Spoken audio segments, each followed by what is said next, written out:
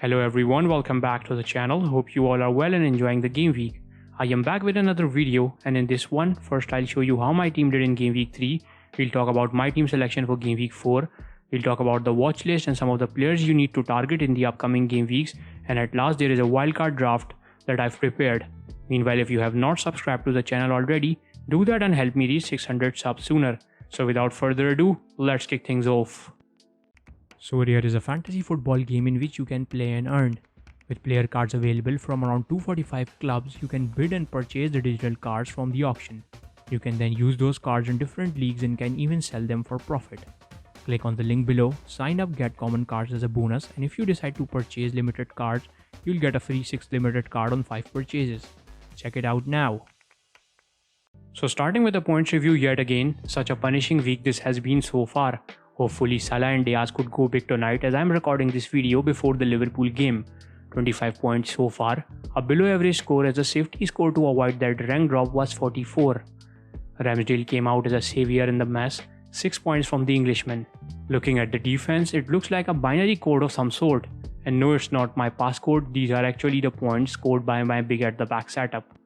From the midfield, only Martinelli featured so far and returned an assist. He's looking very good in the new role. He looks more threatening running ahead and his positioning has improved too. Finishing is what he lacks. Once he perfects that, he will become a top asset. 10 points from the forwards. Haaland, after some awful touches during the start of the game, finally scored a goal. I won't lie, this was much needed as my big at the back setup flopped very badly. The overall rank has taken a huge blow. 1.5 million is the new overall rank. But to be honest, at this stage, the overall rank is nothing to be worried about. Structuring the team is what should be the main goal for now. So if you are having a bad game week, don't worry, it is the part of the game, and making better decisions in tough times will make you a winner. Do not panic, take a deep breath. Let's dive into the team selection graphics for game week 4. Now looking at the side here, Ramsdale has been a great pick in my side so far. Cheaper than Ederson and has given me 2 clean sheets already in 3 games.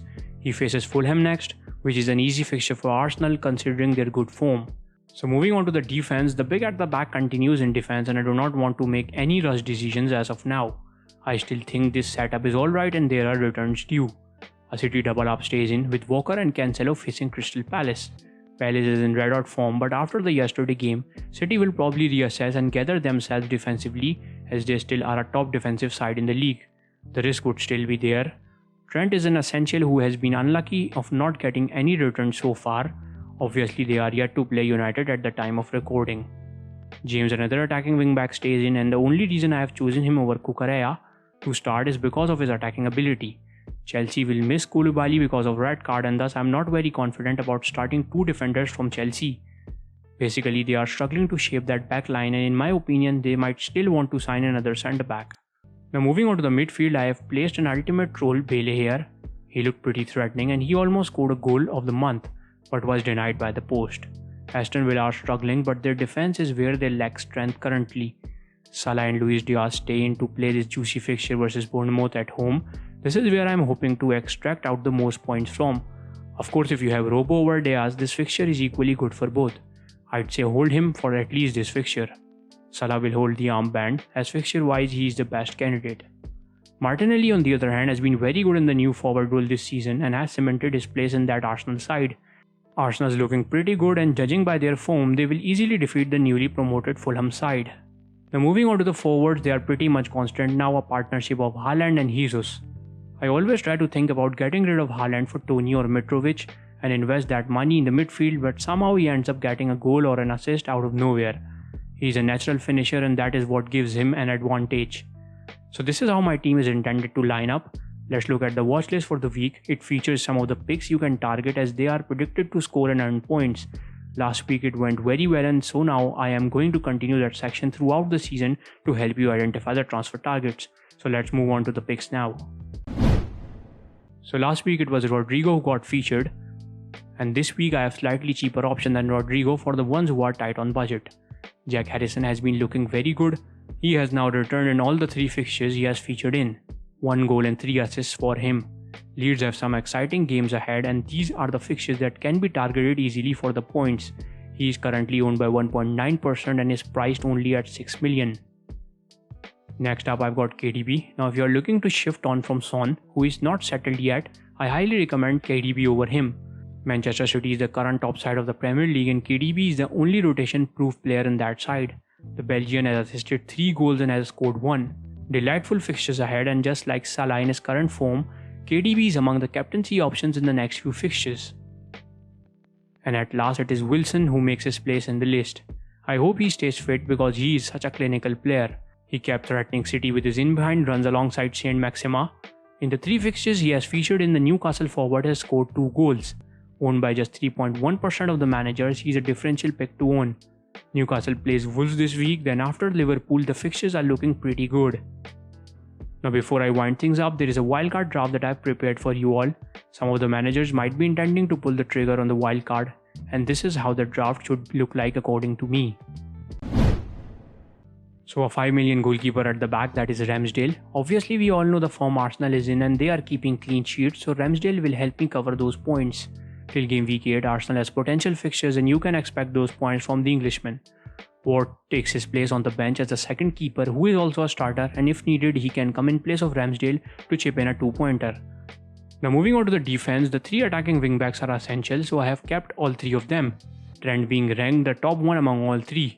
With Cancelo, obviously the probability of a clean sheet is higher and attacking returns from him are always a bonus. Coming on to Reece James, he already has a goal under his tally this season, and among all the other Chelsea wingbacks, he is the safest option.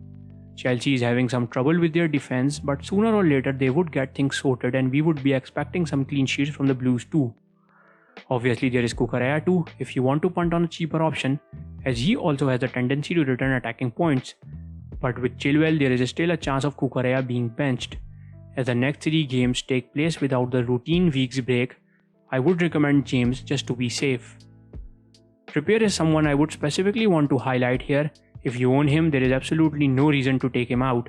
After the clash versus City, it was quite evident Newcastle are not gonna mess around this season and they look strong with their defense, specifically with Pope now at the back. Trippier only has a couple of tough games versus Liverpool and West Ham, and after those fixtures, the games look really juicy. The Englishman is a set-piece specialist and the threat of an attacking return is always present. I'd easily prefer him over Walker. In the midfield alongside Martinelli and Salah, I've opted for Rodrigo over Diaz. He's a cheaper option and is in tremendous form.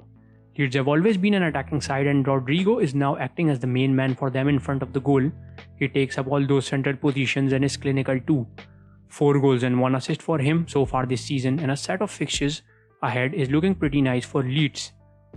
Now looking at the forwards, it is now Tony who comes in as he's among those attacking returns now. There are so many options too, like Mitrovic and Wilson, yet Tony stands at an advantage due to the good set of fixtures ahead. 2 goals and 2 assists in 3 games for the Englishman, and he doesn't look like he'll stop soon. Furthermore, he is also on the pens.